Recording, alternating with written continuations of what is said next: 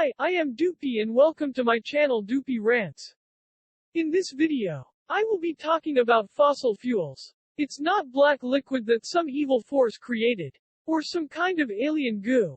Millions of years ago during the Carboniferous Age, way before the Dinosaur Age, when the Earth was just covered in swamps and oceans. What lived during those times were only trees, plants and microorganisms. When they died and sank to the bottom of the ocean or swamps, they turned into spongy surface called peat.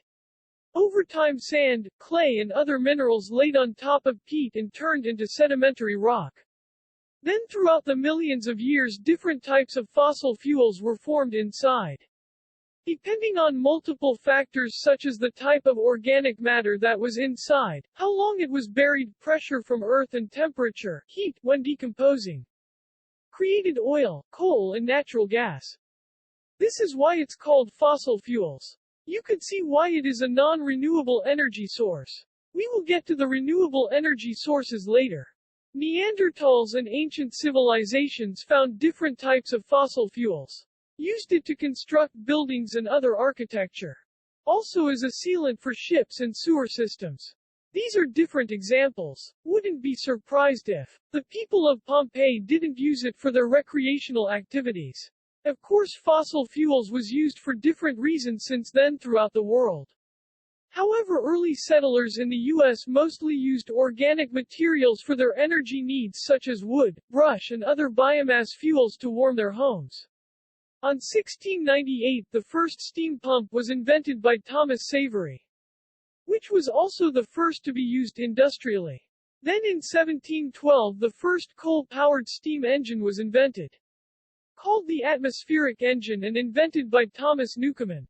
In August 27, 1859 officially began the oil industry in the U.S. The first commercial U.S. oil well in Titusville, Pennsylvania. Then after the Civil War the American Industrial Revolution started. Wait, I am just going to stop there. All this sounds boring as shit to me. But you could see how things slowly started changing from using biomass fuels to fossil fuels in America. Now today fossil fuels are used for many different applications in America, such as transportation like our cars, trains, planes and more. Also for industrial to power the machines that create the products we use today. Also for creating electricity for our homes and all of the other buildings. Oh, I almost forgot, also for our roads. So where are the fossil fuels that we need so bad come from? Well, here is a list of countries that have known oil reserves. Here are methods of how they find them and here are the methods of how they mine oil. Countries that have oil refineries can't use it raw, right? When you look at these refineries, this is where they talk about greenhouse gases. You know what you see on the news. That affects our ozone layer. I will get back to this part. I know people have seen synthetic versions of oil and fuel. Don't be confused, it's still mostly fossil fuel but with some extra additives. Synthetic oil and fuel are known to improve the chemical properties such as not degrading as fast, or depending on temperature changes its viscosity to increase performance. Considering that fossil fuels are non-renewable and used in so many necessities, you would think they would have alternative ways to continue powering our systems in the event we run out? Actually, there is different forms of renewable and non-renewable energy sources out there. Like you see here. Not only that, but since the last decade or so scientists and researchers are experimenting ways to replace fossil fuels, such as changing CO2 to carbon-neutral fuels, or how Scotland uses whiskey byproducts to produce power and fuel cars. This one of many ways they are developing ways to replace fossil fuels. Many speculate that fossil fuels won't last till the next century without a sustainable replacement, and those speculations are right, it can be dangerous time. We've seen how people reacted without toilet paper in 2020. Imagine a world where there isn't any fuel to gas cars or planes. Therefore, people can't travel like we do today. So with all this being said, here are my thoughts. Well, first off, limiting fossil fuels is ideal. Let's be real, we can't expect fossil fuels to last for centuries. especially how we are using it now. From what we have seen, there is many ways we can do so, such as using nuclear power for all power plants, for all big ships, and large industrial machinery. For people that are worried about nuclear power, please calm down. No need to overreact. For over 50 years the U.S. Navy had no incidents with their nuclear-powered warships, and they have over 80 of them.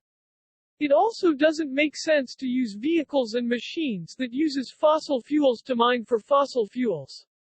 Ideally, either biofuels or nuclear-powered machinery be a better alternative.